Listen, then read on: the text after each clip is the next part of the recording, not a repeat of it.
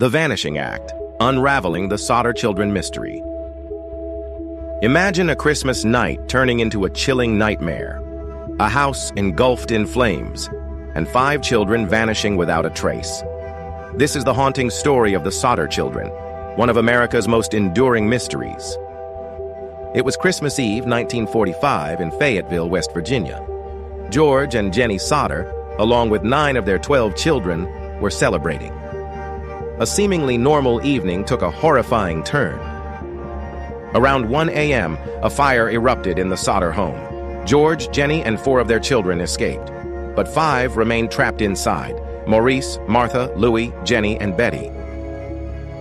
The fire raged, but what followed defied logic. Despite George's desperate attempts to rescue his children, he couldn't reach them. The house burned to the ground in just 45 minutes. Yet no remains of the 5 children were ever found.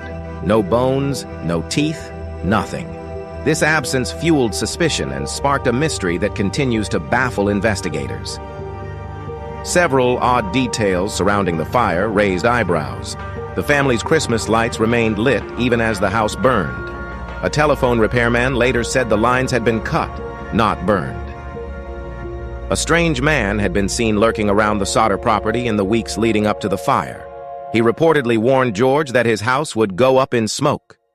These details painted a picture far more sinister than a simple accident.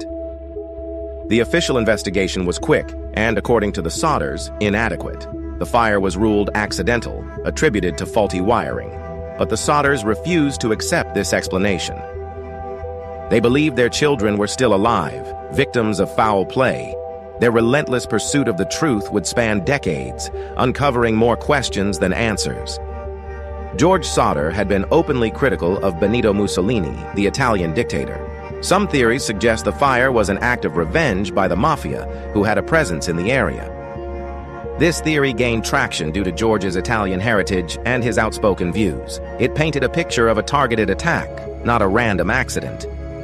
Years after the fire, a woman reported seeing 5 children matching the Sodder kids' descriptions on a bus the morning after the fire. They were accompanied by 2 men who seemed to be Italian. This sighting, though unconfirmed, added fuel to the mafia theory. It suggested the children were kidnapped and taken away from Fayetteville.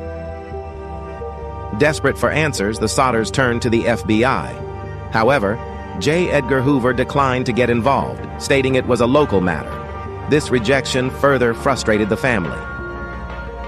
They felt abandoned by the authorities, left to solve the mystery on their own. Their determination only grew stronger.